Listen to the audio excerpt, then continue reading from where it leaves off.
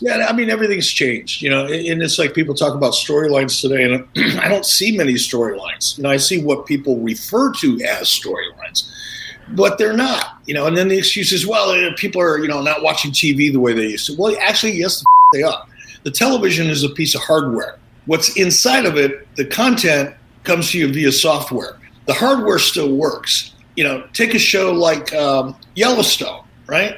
15 million people watch that show every week. So people will still turn in to traditional cable television if there's something good on. But right now, like when I do watch television for entertainment, I'm watching Netflix, I'm watching Hulu, I'm watching Prime Video, because the quality of the product there is so much better than the quality of the product that you can find on cable. They've got bigger budgets. The stuff that you see in streaming now, Succession, for example, it's an amazing show. There's so many great shows, but they're great stories, great characters, and that's where the audience that showed up, the 3.8 million of them that showed up for SmackDown, and they went, it's not really that good. It's kind of cool to see Rock, and oh, wow, this is fun, but I'm going to go back to watching my other stuff because the stories are better, the characters are more interesting. Let me recommend something for you, Eric, and you will like this if you see it. There's got to be somewhere on YouTube, or if somebody that's listening to the show might want to do it for him and send it to him.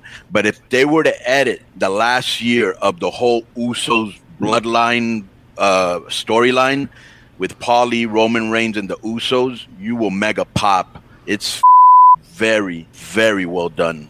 Yeah, I mean, it is out there. There are moments, but man, you look at all the wrestling content that's on television right now. Yeah, it's brutal. You got to do some real research to find something that actually qualifies as a storyline. Yeah, because for example, like the storylines today is like, the two guys have a match. After the match, a guy attacks one of the guys, and the next week they have a match. Two guys come out and do an interview at the show, and the GM comes on the ramp and says, hey, I got a great idea. Why don't you guys have a match right now? Yeah. That's like so. But here's two things that piqued me and Conan's, because like we've always said, when they do soap opera storytelling, regardless of whether it's good or bad, it piques your interest. And these are two storylines that piqued our interest.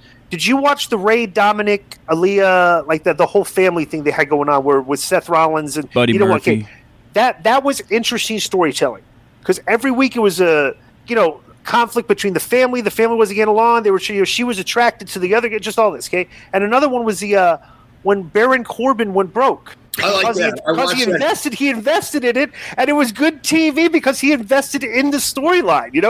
Like I said, like things like that pique the interest of guys like us. That's what I like. I'll watch that. But like 14-minute matches with no storyline and they're not fighting for anything, I'm not going to watch just because the guys are great performers and it might be 4 stars. Yeah, and I don't think you'll find any of us here in the room that'll pique our interest. No, when I look for when I see a story that I'm interested in, it generally has at least 3 or 4 components that are pretty obvious to me. One is it's a journey. I'm watching either a babyface going through hell, trying to stay a babyface, or a heel doing whatever a heel can do to try to get that position that he wants or she wants, to get the champion, whatever it is, whatever the stakes are. But I see a journey. I see stakes. I see peril. Jeopardy. That's a better way to say it. If I'm rooting for that babyface, I want to see that babyface keep that championship. I want to see that babyface survive the storyline with a heel. I want to see that journey. I want to see that babyface in jeopardy at some point. And it almost looks like he or she is not going to be able to make it out of that jeopardy, and then somehow they do. That is simple storytelling, man. That's been going on since guys have been drawing pictures on caves, with a stick. It's not that complicated. But what we see now, here's one more example, guys. I'll make this quick. Perfect example of what I'm talking about.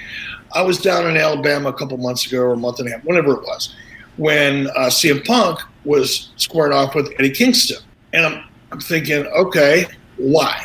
What? All of a sudden, Kingston comes out of the crowd. He cuts a promo on Punk. Punk seems like he's like, what the hell's going on? And I said to Conrad, I don't get that. If they're going to go with the story, where is it? And then Conrad said, no, here's the backstory. And he proceeded to tell me the whole backstory with Punk and Eddie Kingston and, where Eddie Kingston came from and all that. I said, well, that's good. I'm going to watch that, because if that's the story, and I'm going to see Eddie Kingston, who I kind of dig, by the way, as a performer. I really like him. If he's going to, be that underdog, and he's out here to prove himself, and he's going to do that against CM Punk, and he's got all this backstory in place to help it make sense. I want to see that. 2 weeks later, it's gone. And they didn't touch any of that story. None of that story existed. It was just a match with a promo. Yeah. I'm sorry. I'm not interested. Me neither. And they couldn't. I came to the table with my wallet out looking for money. I wanted to invest in that story. And 2 weeks later, it was gone. Yeah. It's just gone. And the thing is that the story that they had heat in the past, they were going to capitalize on that. You know what I'm saying? And they never did. They didn't even touch it. Yeah. They didn't tell me the story that Conrad told me the night that it went down. I went, well, that's a good story. That'll be good. Right. Right. Gone. Right. And it didn't elevate Kingston at all. Right. Didn't do a damn thing for him. And I don't think it did anything for Punk. No. Just no. That's why we get constantly frustrated.